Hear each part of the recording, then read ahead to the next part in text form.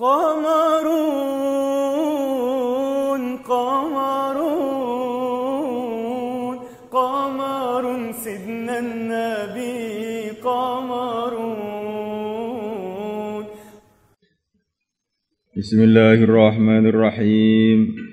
وعن أبي سعيد الخدري رضي الله تعالى عنه عن النبي صلى الله عليه وعلى آله وسلم: Man shoma Ramadan, barang siapa puasa Ramadan, wa arafa hududahu, dan dia mengetahui batasan-batasannya, aturan-aturannya, syarat-syaratnya, rukun-rukunnya, wa tahafadha ma yanbaghi lahu, wa tahafadha, dan dia menjaga diri ma perkara yang bagi yang sepantasnya lahu bagi dia, ayat tahafadha, untuk menjaga diri. Kafara ma qablahu, maka Ramadan tadi akan menutupi kafara dosa qablahu, sebelumnya. Rawahu Ibnu Hibban. Barang siapa yang puasa Ramadan dan mengetahui batasan-batasannya dan menjaga diri dari perkara yang semestinya dia menjaga diri darinya, maka Ramadan tadi menutupi dosa yang sebelumnya.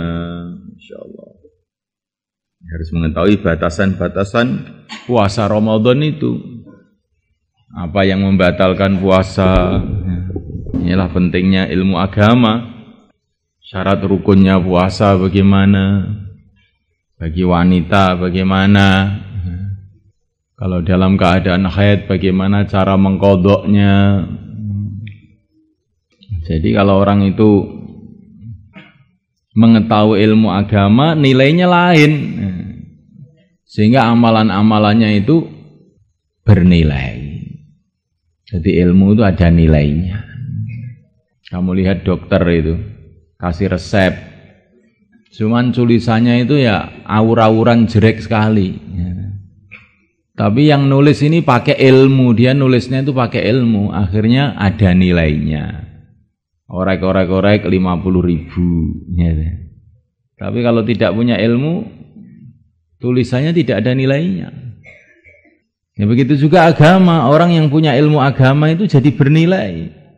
Puasa, tahu aturan-aturan puasa dengan baik, dengan puasa yang ngawur, seperti sebagian orang-orang kampung yang puasanya itu ngawur. Maghribnya kapan? Pokoknya kalau ada kelelawar keluar ya maghrib, ya. Ini orang-orang kampung ini nggak tahu batasan maghrib, nggak tahu batasan imsak. Lah puasanya ya bagaimana? Nggak tahu batasannya.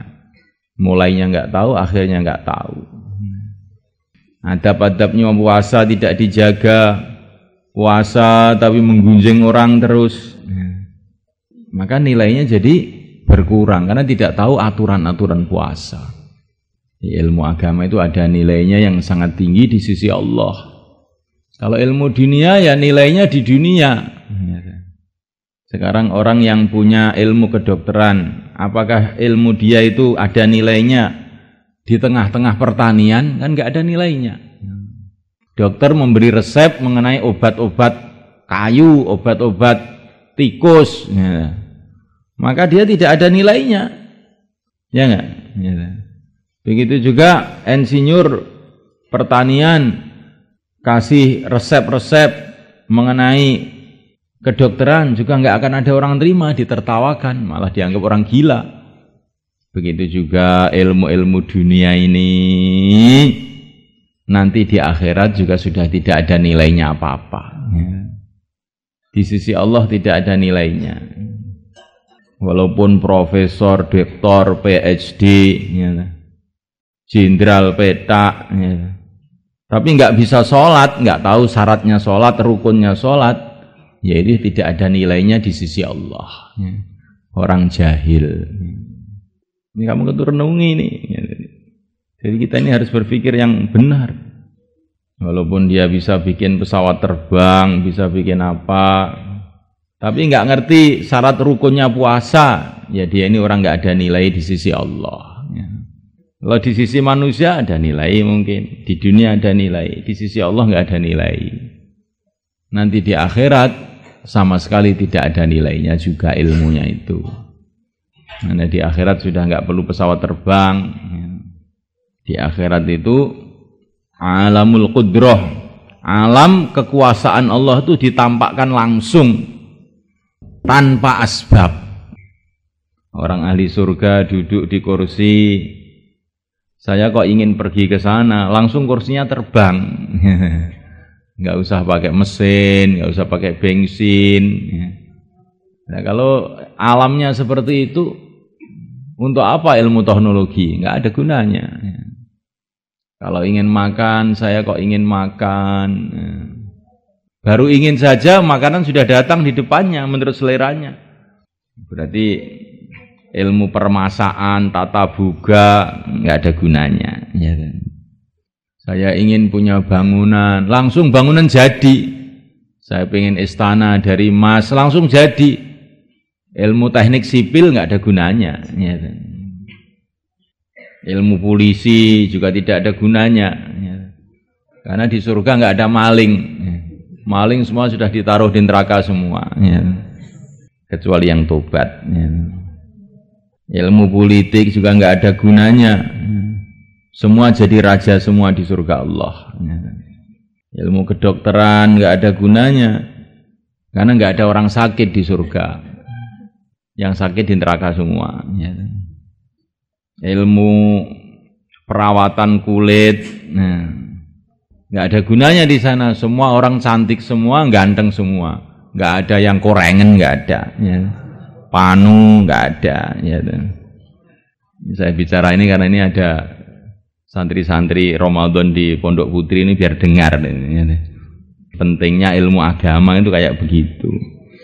Kecantikan di surga bukan dari make up, tapi kecantikan di surga dari air wudhu dan tangisan waktu malam. Kerajaannya bukan dari hasil politik, kerajaannya hasil baca surat Ikhlas 10 kali tiap habis sholat. Barang siapa baca surat Ikhlas habis sholat 10 kali, dia dibangun istana di sana. Jadi setelah sampai di sana itu baru tahu ilmu agama ini, Masya Allah hasilnya kayak begini. Tapi kalau di dunia, kamu ngaji apa bisa jadi pegawai negeri? Katanya orang-orang, kamu ngaji terus jadi hafid Quran bisa jadi pegawai negeri toh. Memang saya tidak ingin jadi pegawai negeri, saya ingin punya pegawai kok. Nanti kalau kamu jadi profesor apa bisa masuk surga? Apa ada nilainya? Ini bukan mau caci mencaci, bukan, tapi merenung. Jadi orang itu dalam kesibukan dunia itu jangan kemudian lupa dengan agama. Dalam kesibukan belajar ilmu dunia, jangan kemudian meremehkan ilmu agama. Ya, tetap belajar sekemampuannya. Minimal taklim tiap hari, fadilah amal setengah jam. Itu juga sudah bagian dari belajar ilmu yang sangat tinggi.